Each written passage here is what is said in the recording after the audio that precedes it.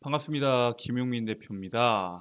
최근 대외 시장에 대한 악재로 인해서 시장이 낙폭이 크게 나오고 있죠. 실질적으로 충분한 주가 상승이 나올 수 있는 종목군들이 필요 이상의 하락이 나오고 있습니다. 그래서 실제로 시장에는 싼 주식들이 널려 있고요. 여러분들이 이 수많은 싼 주식들 중에서 부자가 되기 위해서는 꼭 이 주식을 꾸준히 사모으셔야 됩니다. 오늘 영상에선 여러분들께서 어떠한 주식을 사모으셔야 되는지에 대해서 자세하게 설명드리는 영상을 준비해 왔습니다. 오늘 영상도 여러분들께 도움이 될 수 있는 내용으로 준비해 왔으니까 영상 처음부터 끝까지 집중하셔서 시청해 주시길 바라겠고요. 영상 시청하시기 전에 구독과 좋아요 버튼 한 번씩만 부탁드리도록 하겠습니다. 자, 그리고 저희 김용민의 주식 랭킹 채널이 여러분들의 사랑으로 빠르게 성장하고 있습니다. 8,000명을 향해서 열심히 달려가고 있고요. 여러분들의 사랑으로 빠르게 성장하는 채널인 만큼 그 사랑에 보답해 드리기 위해서 여러분들 투자에 도움이 될 수 있는 반도체에 대한 AI에 대한 그리고 로봇에 대한 내용들을 정리한 리포트를 직접 만들어서 저희 시청자분들께 무료로 제공해 드리고 있습니다. 남은 하반기 그리고 24년도 상반기까지 여러분들이 투자하는 데 있어서 분명하게 도움이 될 수 있는 리포트다라고 말씀을 드리고요. 해당 리포트 같은 경우에는 저희 김용민의 주식 랭킹 채널 시청자 모든 분들께 100% 무료로 제공해 드리고 있으니까 꼭 내용 확인하시고 투자에 참고하시길 바라겠습니다. 해당 리포트를 다운로드 받는 방법에 대해서는 제가 오늘 영상에서 그 방법 자세하게 설명드릴 테니까 영상 처음부터 끝까지 집중하시고 그 방법 확인하시길 바라겠습니다. 자, 그러면은 여러분들께서 주목하셔야 되는 이 주식이 뭐냐? 바로 테슬라부터 연결이 됩니다. 왜냐? 시장에 대한 악재가 있는데 거기에 더해서 테슬라가 이번에 어닝 쇼크가 기록하게 됩니다. 원래 테슬라 하면은 항상 어닝 서프라이즈가 뒤에 붙었던 수식어인데 이번에는 3분기에 시장 예상치를 밑도는 어닝 쇼크를 기록했고요. 테슬라가 자꾸 점유율을 잡기 위해서 계속된 차량 가격 인하 정책으로 수익이 악화하여 매출은 전년 동기 대비 한 자릿수 증가를 하는데 성공을 했지만 실질적으로 순이익 같은 경우에는 44%를 급감하게 됩니다. 3분기에 대한 영업이익률은 7.6%로 전년 동기 17.2% 대비해서 9.6%포인트가 하락해서 반토막 수준까지 떨어졌고요. 올해 1분기와 3분기 동안 전 세계에서 130만 대에 대한 차량을 판매했지만 올해 목표가 180만 대거든요. 즉 연간 목표를 달성하려면 4분기에만 50만 대를 팔아야 되기 때문에 쉽지 않습니다. 왜냐? 지금 이렇게 가격 인하를 해서 영업이익률이 엄청나게 반토막 날 정도로 가격을 인하했음에도 불구하고 130만 대를 팔았는데 남은 4분기 동안 50만 대를 파는 것은 쉽지 않겠죠. 물론 테슬라 자체적으로 나올 수 있는 추가적인 이벤트들이 있긴 하지만 결국에는 테슬라가 과거에 비해서 지금 성장폭이 둔화되고 있는 것은 사실입니다. 가장 대표적으로 테슬라가 지금까지는 시장을 장악해 왔지만 독점해 왔지만 비아디라는 강력한 경쟁 상대가 나오면서 테슬라의 판매량을 비아디가 앞서 버렸죠. 분기 순이익도 2조 원대로 지금 테슬라의 맹추격을 하고 있는 게 바로 비아디입니다. 2021년도까지만 하더라도 테슬라한테 한참 뒤처져 있던 게 맞지만 2022년도에 판매량이 전년 대비해서 3배 가까이 급증하면서 테슬라를 앞서기 시작했고요. 올해도 벌써 테슬라를 압도하고 있는 상태에서 격차를 계속해서 벌리고 있는 상황입니다. 비아디 같은 경우에는 올해 1월부터 9월까지 누적 해외 판매량이 14만 5,400대예요. 아니 해외에서의 판매량은 별로 높지 않네 라고 생각할 수 있겠지만 작년에 약 3배 수준까지 급증을 하고 있습니다. 지금 중국 같은 경우에는 정책으로 인해서 중국 기업들을 밀어주니까 비아디가 그래서 잘 나가는 거 아니냐라고 생각하시는 분들도 분명히 계셨지만 중국이 아닌 해외에 대한 판매량도 계속적으로 빠르게 늘어나고 있는 실정이기 때문에 비아디에 대해서 우리가 조금 더 다른 평가를 할 필요가 있고요. 물론 테슬라 같은 경우에는 순수 전기차만 측정한 게 140만 대, 130만 대 수준이고 비아디 같은 경우에는 순수 전기차뿐만 아니라 플러그인 하이브리드를 더한 수치로 순수 전기차는 여전히 테슬라가 앞서고 있는 게 맞습니다. 하지만 지금과 같은 속도면 금방 따라잡힐 수밖에 없기 때문에 새로운 무기가 필요한 시점이다라고 평가를 받고 있고요. 결국에는 미국에서 지금 테슬라가 가격 인하를 하면서 판매량을 늘리는 전략을 세우고 있는데 이러한 흐름이 계속 유지된다고 하면은 결국 비아드한테 잡힐 수밖에 없습니다. 미국에서 모델 3와 모델 Y 등 일부 모델에 대한 가격을 최대 300만 원 내린 테슬라 같은 경우에는 현재 수익성이 악화되고 있고요. 공장의 업그레이드를 위해서 생산 중단을 하면서 3분기 생산 및 인도량이 전분기 대비 감소하긴 했지만 앞으로의 전략이 무엇보다 중요한 상황입니다. 즉 실적 개선뿐만 아니라 판매량 증가를 위해서 테슬라가 지금까지는 2020년도 모델 Y 이후로 새로운 모델이 안 나왔죠. 그리고 테슬라 같은 경우에는 모델들이 다양하지 않다는 단점이 확실하게 있습니다. 즉 모델의 다양화와 테슬라만의 서비스 기술이 필요합니다. 충성 고객이 필요하다는 거고요. 장기적으로는 이런 식으로 점유율을 넓혀 나간 다음에 커넥티비티, 자율주행, 충전, 각종 서비스 등을 통해서 생애주기 단위상 수익성 제고를 위해 보급에 집중을 할 필요가 있습니다. 그래서 앞으로는 서비스에 대해서 우리가 주목해 볼 필요가 있다라고 강조를 드리는 게 지금까지는 가격 할인을 해서 판매량을 늘렸다면은 이제 전 세계 수많은 사람들이 테슬라를 쓰기 때문에 그 테슬라에 대한 서비스도 분명히 집중할 필요가 있다라고 말씀을 드립니다. 자, 일단 첫 번째 2020년도 3월 모델 Y 이후에 새로운 모델들이 나오지 않고 있었는데 이번에 나오죠. 바로 사이버 트럭입니다. 테슬라의 첫 전기 픽업 트럭인 사이버 트럭의 스펙에 대한 새로운 힌트가 지금 속속히 공개가 되고 있습니다. 테슬라는 사이버 트럭의 견인 용량이 6,350kg인 것을 주장하고 있고요. 대형 캐러밴을 옮기기에는 충분한 수준임을 강조하고 있습니다. 그리고 단순히 이 무거운 거를 끌어들일 수 있는 힘만 있는 게 아니라 사이버 트럭 같은 경우에는 사이드 미러가 없습니다. 그래서 사이드 미러가 없이 10개 이상의 카메라가 장착되어서 전면 타이어 커버 아래에 카메라를 장착해서 실내에서 뒤에 있는 후방 영상을 확인하는 게 가능합니다. 즉 사람들이 운전할 때 사이드 미러를 보고 운전하는 게 아니라 이 안에 있는 카메라를 보고 거기에 있는 후방 영상을 확인한다라고 보시면 될 것 같고요. 테슬라의 자율주행 시스템인 오토파일럿을 통해서 사물 인식 등의 기능을 위해 차량의 전후면에 카메라가 장착되는 등 모듈이 현재 대거 사용되고 있다라고 보시면 됩니다. 자, 그래서 실제로 어떻게 생겼냐? 진짜 옆에 사이드 미러가 없습니다. 그리고 이 사이버 트럭에는 우주선 제조에 쓰이는 초고경도 냉간 아변 스테인리스 스틸과 9mm 방탄 성능 스테인리스강 소재와 방탄 유리를 적용합니다. 그리고 여기 위에다가는 태양광을 통해서 태양광 충전이 가능할 수 있는 기능까지 포함을 시켜서 사실 지금까지 보여줬던 자동차와는 전혀 다른 새로운 자동차가 출시가 됩니다. 그래서 테슬라는 앞으로도 이렇게 자신만의 강점을 가질 필요가 있는데 테슬라에 대한 강점은 이러한 특별한 모델들도 있겠지만 사실 AI에 있습니다. 경쟁력 확보한 테슬라의 AI에 집중할 필요가 있는데 테슬라와 관련된 AI 이슈들은 여러분들이 잘 알고 있는 이슈들이 맞습니다. 바로 자율주행과 관련된 도조와 관련된 내용입니다. 아니 도조에 대한 것들은 아직 증명된 게 없지 않냐. 도조가 어느 정도 수준인지 모르겠고 도조가 정말 테슬라한테 돈이 될 수 있는지 모르겠다라고 말씀하시는 분들 계십니다.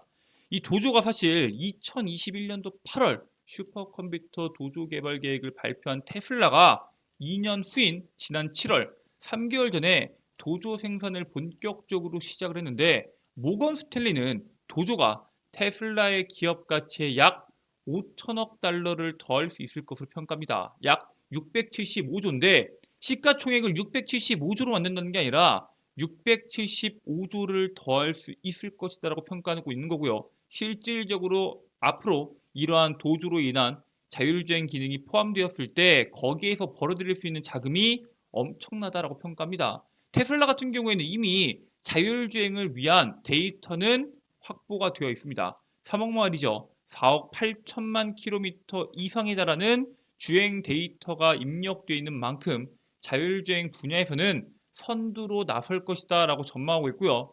도주는 테슬라가 자체 설계한 칩 D1을 기반으로 만들어졌으며 실제 아주 뛰어난 기술력을 보여줄지 아니면은 다른 기업과 협력을 할 것인지 앞으로 어떠한 움직임이 나올지에 대해서 주목을 하고 있습니다. 일단 자율주행 같은 경우에는 혼자서 진행하기가 쉽지가 않습니다. 그래서 테슬라가 현재 딜레이되고 있다라고 말을 하는 건데 이번에 폭스콘과 엔비디아가 자율주행 전기차를 위한 AI 공장을 설립한다라는 기사가 나왔죠. 대만의 전자제품 제조사인 폭스콘이 18일 엔비디아와 손을 잡고 자율주행 전기차를 위해서 AI 공장 설립을 발표하게 됩니다. 엔비디아의 칩과 소프트웨어를 활용한 AI 데이터 공장을 구축해서 자율주행 전기차 등의 제품에 사용할 것이라고 발표를 하고 있고요. 엔비디아의 젠스랑 CEO 같은 경우에는 향후 모든 회사, 모든 산업이 AI 공장을 갖게 될 것이다 라고 발언합니다. 그만큼 AI가 모든 분야에서 사용이 될 거고 거기에 따른 AI 공장은 필수적으로 필요하기 때문에 지금부터 미리 설립하겠다라고 이야기하고 있는데 엔비디아와 폭스콘이 구축하는 자율주행 전기차를 위한 처음부터 끝까지 전체 AI 시스템이다라고 이야기하면서 AI 공장이 자율주행 소프트웨어를 개발할 예정을 가지고 있습니다. 자, 이런 식으로 테슬라가 아닌 반도체 기업이나 전자제품 제조사에서도 자율주행에 대해서 현재 엄청난 투자를 하고 있죠. 왜냐하면 지금까지 자율주행에 대해서 딥러닝을 하기 위해서는 엔비디아의 GPU가 필요했으니까요. 하지만 이번에 테슬라가 자체적으로 도조를 수용할 데이터 센터를 건설을 결정합니다. 도조를 설치한 데이터 센터는 최종적으로 아마존 웹 서비스와 같은 클라우드 컴퓨팅 인프라로 활용될 수 있다라고 분석을 받고 있고요. 테슬라가 결국에는 자율주행 기술을 개발해서 이런 데이터 센터에서 구축을 해서 다른 기업들이 그 서비스를 사용할 수 있게 한다면은 차량을 판매하는 것 이상의 새로운 시장 개척을 할 수 있다라고 평가를 받고 있고요. 현재 테슬라에서는 내년까지 연구개발 비용을 포함해서 10억 달러 이상의 자금 투입 계획을 발표했습니다. 테슬라가 결국에는 다른 기업을 상대로 클라우드 서비스를 판매하는 영역으로 사업을 확장할 수 있다라고 평가를 받고 있는 거고요. 실질적으로 테슬라에 대한 방향성이 여기에 있다라고 보고 있기는 합니다. 결국에는 GPU를 싹쓸이하다시피 긁어 모았던 테슬라는 엔비디아한테 어느 정도 이제 다리를 얹어놓는 것은 한계가 있다. 즉 엔비디아에 대한 의존도를 줄일 필요가 있다라고 판단을 하고 자체 설계 D1 칩을 만들어서 이번에 2배로 그 생산량을 늘린다라고 발표합니다. 2024년도까지 1만 개로 늘려서 엔비디아의 GPU 의존도를 줄이겠다라는 의도를 보여주고 있고요. 글로벌 기업들이 테슬라의 슈퍼차저 네트워크를 선택하면서 테슬라가 충전 사업의 선두를 잡은 것처럼 자율주행도 서비스 제공이 될 것이다라고 기대합니다. 지금 많은 기업들이 이번에 BMW도 그렇고 벤츠도 그렇고 심지어 현대차, 기아도 북미에서는 테슬라의 슈퍼차저 방식을 채택키로 했습니다. 즉 시장을 선점하게 되면은 나머지 기업들이 따라올 수밖에 없기 때문에 만약에 테슬라가 이 데이터 센터에다가 자율주행 기술을 만들어서 자율주행 기술을 다른 기업이 어느 정도의 일정 비율을 지불하면서 월마다 사용할 수 있게 한다면은 그만큼 엄청난 수급이 모일 수 있다라고 보고 있고요. 실질적으로 자동차를 판매하는 것보다 이러한 서비스를 제공하는 게 더 많은 돈을 벌어들일 수 있다라고 판단하고 있습니다. 자, 그래서 현재 테슬라가 그러면은 무조건 1등이니까 테슬라만 봐야 되냐라고 볼 수 있겠지만 그렇진 않습니다. 현재 테슬라 말고도 벤츠에 이어서 BMW도 독일에서 레벨 3 자율주행 승인을 받고요. BMW 레벨 3 자율주행은 테슬라의 레벨 2보다 자율주행보다 발전한 것으로 독일 자동차 제조사들 중에서 벤츠 다음으로 두 번째로 정부 당국의 허용을 받은 기업입니다. 니콜라스 마르틴 BMW 자율주행 부문장은 레벨 3 자율주행은 연내 7 시리즈에 우선 도입될 것이다 라고 이야기하고요. BMW와 벤츠 같은 경우에는 레벨 3 자율주행 제한 속도는 60km/h로 벤츠는 내년 말까지 제한 속도를 90km까지 끌어올릴 계획을 가지고 있습니다. 이런 식으로 이미 레벨 3에 진입한 기업들이 엄청난 투자를 하고 있습니다. 물론 지금 우리가 보고 있는 테슬라와 BMW, 벤츠 아니면 이런 구글의 웨이모 이런 기업들과 차이점은 분명하죠. 테슬라 같은 경우에는 코드를 넣지 않고 말 그대로 엄청난 데이터를 학습시켜서 자율주행을 사람처럼 처음에는 좀 투박할 수 있어도 경험이 쌓이면서 자율주행에 대한 레벨이 올라가는 그러한 형태로 가고 있고요. 나머지 기업들 같은 경우에는 도시에다가 인프라를 깔아서 자율주행이 원활하게 가도록 진행을 하고 있죠. 이 두 가지에 대한 차이가 분명하다라고 말씀을 드리고요. 그러면은 우리나라는 도대체 뭐 하고 있냐? 현대차 올해 안으로 12월 안으로 레벨 3 자율주행 공개한다고 했는데 상용화한다고 했는데 언제 상용화되는 거냐라고 물어볼 수 있습니다. 자, 일단 3개월 내로 현대자동차의 미국 자율주행 합작법인 모셔널이 완전 무인 자율주행차 사용화를 위한 최종 테스트를 이번에 마무리하게 됩니다. 자율주행 로보택시 안정성을 평가하기 위해서 지난 1년 동안 진행된 테스트에서 12만 5천 회 이상 운행을 했고요. 그 기간 동안 무사고 성과를 달성하게 됩니다. 모셔널 로보택시는 현대차의 아이오닉 5를 기반으로 제작되고 있고요. 테스트 결과를 토대로 보안점을 개선해서 연말까지 로보택시를 시장에 선보일 계획을 가지고 있습니다. 자, 그렇기 때문에 전기차나 이 자율주행 시장이 전기차나 AI만큼이나 거대한 자율주행 산업의 경쟁 심화에 따른 연말 로보택시 출시 이슈 및 지속적인 자율주행 이슈로 그 속에서 여러분들이 주목받을 수 있는 기업들을 지금부터라도 눈여겨보셔야 됩니다. 연말 안으로 자율주행 레벨 3의 현대차 그룹의 상용화 공개, 그리고 방금 말씀을 드렸었던 여러 가지에 대한 복합적인 내용들이 모인다고 했을 때 자율주행에 대한 이슈가 지금부터는 부각이 될 것이다 라고 보고 있고요. 비교적 많이 빠진 종목군들이 많기 때문에 더더욱 주목해 볼 필요가 있습니다. 오늘 여러분들께 말씀드릴 이 종목은 모바일 어플라이언스입니다. 이 모바일 어플라이언스는 스마트 자율주행 솔루션 전문 기업입니다. 말 그대로 자율주행과 직접적인 연관이 있는 기업이고요. 딥러닝과 빅데이터 기반의 영상 인식에 커넥티드 통신 모듈이 연동된 플랫폼 제품, 레이더 이벤트 기록 장치, ADAS, 졸음운전 감지 장치, HUD, 헤드업 디스플레이죠. 스마트 자율주행 관련 제품을 생산하고 있는 기업이 바로 모바일 어플라이언스고요. 현재 현대 모비스와 함께 2014년도부터는 BMW, 아우디, 벤츠 등과 함께 글로벌 완성차 업체들로 성공을 하고 있는 기업입니다. 즉, 이 기업이 이미 탄탄한 주요 고객사들을 가지고 있기 때문에 앞으로 자율주행에 대한 이슈부터 그다음에 그와 연결될 수 있는 수많은 이슈들 더해지면서 주가 상승이 나올 수 있다라고 보고 있고요. 꾸준한 우상향이 나올 것으로 기대가 됐던 이 종목이 시장의 낙폭으로 인해서 주가 낙폭이 크게 나왔습니다. 특히 오늘 같은 경우에는 10%에 육박하는 마이너스 9%의 하락이 나왔죠. 이런 종목분들 여러분들께서 지금부터 눈여겨보시고 투자하실 때 참고하신다면 높은 수익률 기록하실 수 있을 것이다 라고 말씀을 드립니다. 자, 이렇게 여러분들께 자율주행에 대한 내용들부터 이 종목에 대한 내용들까지 말씀을 드렸는데, 아니 이거 말고도 아까 약속했던 반도체에 대한 내용들, AI에 대한 내용들, 로봇에 대한 내용들 나는 리포트 다운로드 받고 싶다 하시는 분들 계실 수 있습니다. 지금부터 해당 리포트 말씀드리도록 하겠습니다. 자, 여러분들 핸드폰 보시면은 아이폰 사용하시는 분들은 앱스토어, 안드로이드를 사용하시는 분들은 플레이 스토어나 구글 플레이를 이용하셔서 김용민의 급등 시그널 어플리케이션 이용이 가능합니다. 자, 이런 식으로 제가 여러분들께 이러한 리포트들을 제공해 드릴 텐데 페이지 수가 꽤 되죠. 30페이지 가까이 되는 리포트고요. 해당 리포트를 어디에 올려놨냐? 바로 김용민의 급등 시그널 어플리케이션에 업로드를 해놨습니다.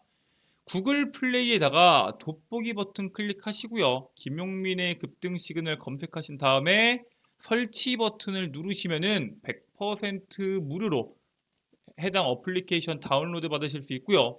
어플리케이션까지 다운로드 받으시면은 어플리케이션 작동하셨을 때 우측 상단에 로그인이라고 나옵니다. 로그인 버튼 누르고 회원가입 버튼 누른 다음에 약관 읽어보시고 동의하시면은 여러분들께서 적으셔야 되는 건 총 4가지입니다. 이메일, 여러분들의 아이디와 마찬가지고요. 비밀번호 당연히 필요하겠죠. 비밀번호 확인하시면 되시고요. 여러분들의 성함까지만 적으시면 됩니다. 010 땡땡땡땡 전화번호나 뭐 서울특별시 땡땡구 집 주소 적을 필요 없냐라고 물어보시는데 여러분들이 개인정보가 유출되는 거에 상당히 민감하신 걸 알고 있기 때문에 아예 개인정보를 쓰는 란을 없애버렸습니다. 즉 여러분들께서 말 그대로 최소한의 정보를 입력하신 다음에 회원가입 버튼을 누르시면은 이 안에 있는 모든 컨텐츠들 100% 무료로 이용이 가능합니다. 자, 어플리케이션까지 이제 로그인까지 하셨으면은 이런 식으로 제가 깃발로 2023년도 핵심 반도체 자료집 그리고 2차 전지 AI 로봇 섹터 총정리라고 해서 자료집을 만들어 놨습니다. 업로드 해놨고요. 100% 무료로 다운로드가 가능하니까 꼭 다운로드 받길 바라겠고요. 이 밖에도 단기간의 시세를 낼 수 있는 단기 급등주 그리고 장 시작하고 나서 장이 본격화되기 전에 8시 30분 이전에 오늘 시장에서 여러분들이 당장 주목하셔야 되는 뉴스들 그리고 그 뉴스에 따른 관련주를 정리해서 8시 30분 이전에 장전 급등 뉴스에 업로드 해드리고 있습니다. 여기 있는 내용만 본다고 하더라도 오늘 시장에서 뭐가 주목받을지 한눈에 보실 수 있다라고 말씀을 드리고요. 세 번째로는 급등주 분석입니다. 매일매일 시장에서 나오는 강한 급등주들 왜 급등했는지 그와 관련된 종목은 뭐가 있는지를 정리해서 업로드 해드리고 있습니다. 여기에 있는 모든 내용들 저희 김용민의 주식 랭킹 채널 시청자분들이라면은 누구나 100% 무료로 평생 무료로 이용하실 수 있는 어플리케이션이고요. 투자하실 때 참고하셔서 여러분들께서 다들 높은 수익이 나시길 바라겠습니다. 자, 오늘 준비된 내용은 여기까지입니다. 오늘 영상 끝까지 시청해주셔서 감사드리고요. 저는 다음 영상에서 여러분들께 더 도움되는 내용으로 돌아오도록 하겠습니다. 끝까지 시청해주셔서 감사합니다.